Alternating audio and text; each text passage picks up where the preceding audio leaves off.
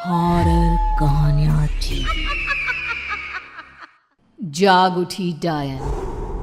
राजस्थान के एक छोटे से गांव में रहती थी रुक्मा देवी। उम्र यही कोई 60 साल की होगी उनकी।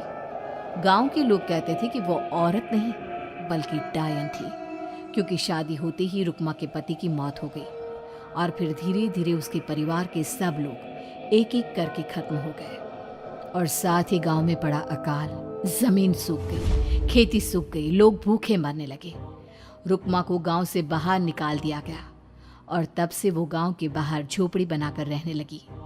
कोई भी रुक्मा के घर के आजू बाजू से गुजरता तक नहीं था। एक दिन गांव के रहने वाले रतन और उसकी पत्नी आनंदी को दूसरे गांव से आते वक्त रात हो गई और अंधेरे में रास्ता भटक के वो रुक्मा की झोपड़ी के पास जा पहुंचे। अरे आनंदी, ये क्या हो गया? हम तो रुक्मा डायन की झोपड़ी के पास आ पहुंचे। अब तो सब बुरा होगा। जल्दी जल्दी से निकल यहाँ से। हाँ जी, सही कहते हैं आप। ये डायन हमको खा जाएगी। जल्दी भागो यहाँ से। तभी रुक्मा झोपड़ी से बाहर आती है। अरे रुको, तुम लोग यहाँ मेरी झोपड़ी में आराम कर लो और देखो, इस रास्ते पर आगे मत जाना। हाँ, हमें आगे जाने से इसलिए रोक रही है ना, ताकि हमें मार डाले तू। अरे ना ना, मैं तो तुम्हारी जान बचाना चाहती हूँ, मेरी बात तो सुनो। डर की वजह से आनंदी और रतन वहां से भाग जाते हैं, लेकिन फिर अगले दिन गांव में खबर फैलती है कि रतन और आनंदी ने अपने घर में फांसी लगाकर आत्महत्या कर ली। वजह क्या थी किसी की समझ में नहीं आया।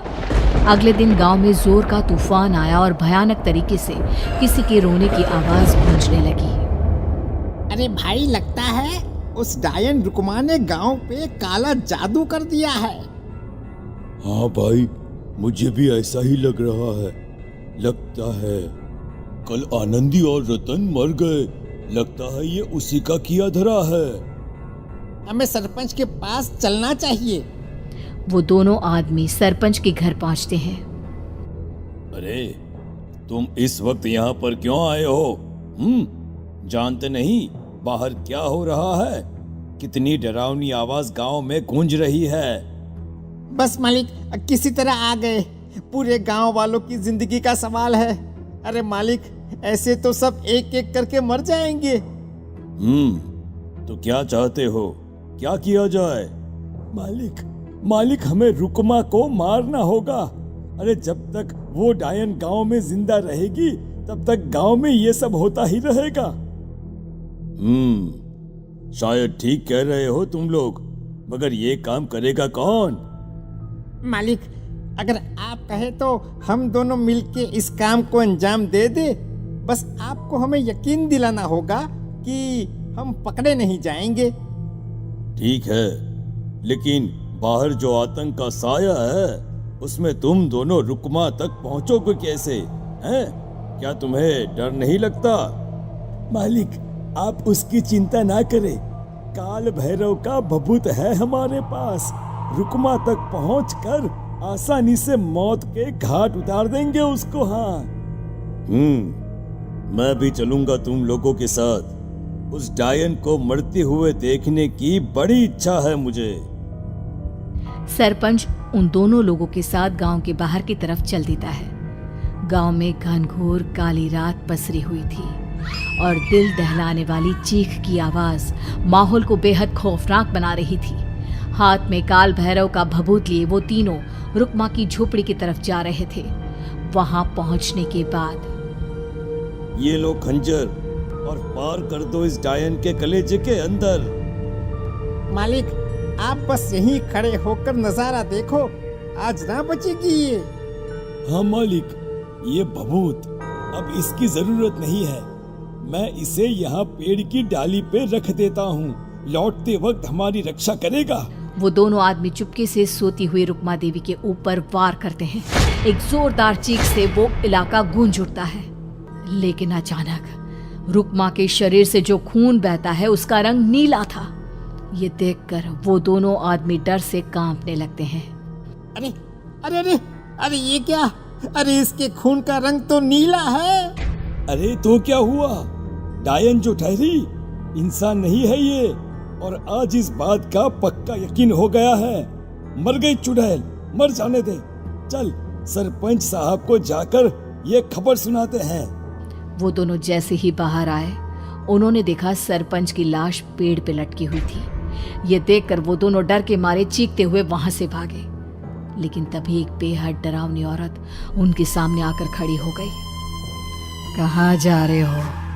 तुम्हें क्या लगा किसी का खून करके बच जाओगे तुम? कौन हो तुम? कौन हो? हमने तो डायन को मारा है, कुछ गलत नहीं किया भाई। वो डायन नहीं थी, वो इस गांव की रक्षा कर रही थी। तुम कौन हो? और तुम्हें कैसे पता वो कौन थी? उसने रतन और आनंदी को मार डाला। रतन और आनंदी को मना किया था रुक्मा ने इस रास्ते से आगे जाने से, पर वही दोनों माने नहीं, और उन दोनों ने मुझे देख लिया था, इसलिए उनका मरना तो तय था। क्या मतलब तूने मारा था? और हम समझ रहे थे कि रुक्मा ये सब कर रही है। अरे वो तो मेरे कब्जे में थी, रोज अपने खून का चढ़ावा देकर इस गांव को बचा रही थी, तभी तो उसका खून नीला पड़ गया था। लेकिन तुमने तो उसे मारकर मेरा काम आसान कर दिया। अरे नहीं नहीं, हम नहीं मानते कि ये सच है। नहीं मानते तो बताओ सरपंच कैसे मरा फिर? क्योंकि उस वक्त तो तुम लोग रुक्मा को मार रहे थे ना, जवाब दो। हाँ, बात तो सही है। इसका मतलब इसका मतलब अब तुम लोगों ने अपनी मौत को खुद दावत दी है, क्योंकि जो तुम लोगों को बचाने की कोशिश कर रही थी वो तो अब रही नहीं। अरे लेकिन कौन है वो जो हम लोगों को मारना चाहता है? आत्मा, रुक्मा के घर वालों की आत्मा। वो लोग कोई आम आदमी नहीं, खूनी भेड़िए थे, और रुक्मा ने उनका ये राज जान लिया था। रुक्मा के अंदर शक्तियां थी जिसके चलते उसने उन सबको खत्म कर दिया। क्या? अरे लेकिन पूरा गांव तो समझ रहा था कि रुक्मा अपने घर वालों को खा गई। खा रुक्मा नहीं, मैं आ गई। क्योंकि असली डायन मैं हूं, और अब कोई नहीं बचेगा इस गांव में, कोई नहीं। भागो तुम दोनों। वो दोनों आदमी पागलों की तरह भागते हुए गांव पहुंचते हैं। वहां देखते हैं कि पूरा गांव खुद की नदी बन चुका था। हर तरफ लाशें ही लाशें पड़ी थी, और रुक्मा के मरे हुए घर वाले उन लाशों को खा रहे थे। कुछ देर के बाद उन दोनों का भी वही हाल हुआ।